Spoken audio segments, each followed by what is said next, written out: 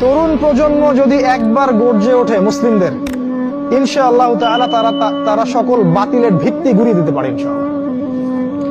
তরুণ প্রজন্মের মধ্যেই ছিল খালিদ বিন ওয়ালিদ, তারেক বিন জিয়াদ, এই মানুষগুলা, ওমর ইবনুল খাত্তাব, আলী ইবনে আবি তালেব, যায়েদ ইবনে হারসা, আসাদুল্লাহ, সাদ ইবনে আবি ওয়াক্কাস। এই যে সাহাবায়ে কেরামদের নাম আপনারা জানেন, তরুণ সাহাবী ছিলেন যখন তার ইসলামের পক্ষে দাঁড়িয়েছিলেন।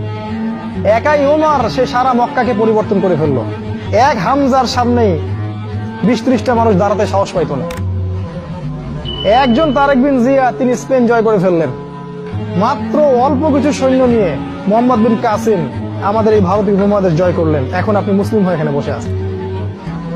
এই তরুণ প্রজন্মই পারে এই বাতিলের শিকড় উপড়ে ফেলতে। এই জন্য মাসিহুদ দাজ্জাল এবং তার অনুসারীরা খুব ভালো করে জানে যে মুসলিম তরুণ প্রজন্মকে যদি আমরা আটকাতে না পারি, তাহলে আমাদের ভবিষ্যৎ খারাপ আছে।